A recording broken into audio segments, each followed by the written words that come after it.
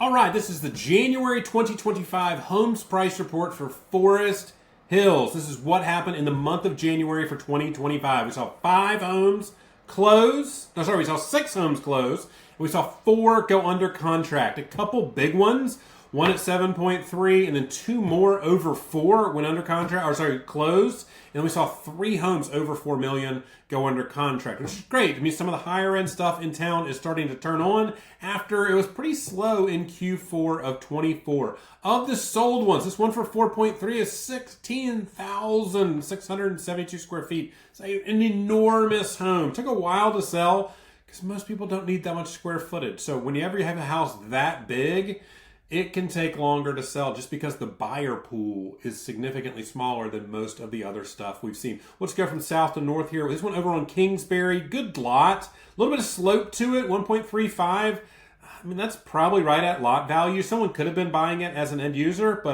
that's a really good value there. Got one over on Tyne, 1811 Tyne. Tyne is like, there's some unbelievable $10 and $15 million houses on Tyne. And then there's some stuff kind of tucked up in the hills. This is a little bit harder to access. This is one of those, 1.35. That's a great value for someone wanting to get in Forest Hills. We had one close over on Granny White. This one, probably drive by this all the time if you're driving in that area. You've seen it a million times. $4.5 million. This is a really well designed, just a good looking house. Modern. It was built in 22, so basically a brand new home.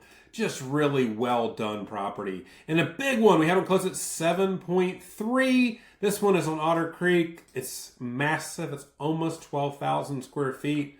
We'll scroll through a few of these pictures because it's just such a pretty house. Such a great setup. Love the stone everywhere in this one. Just a extremely gorgeous house.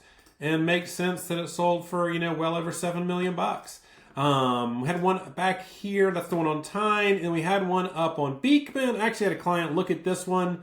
I believe they sold it to an end user rather than someone who wanted to tear it down and build a new one. This is an unbelievable lot. It did have some flood zone in the back of it, which is a little bit of a challenge, but just a really cool setup.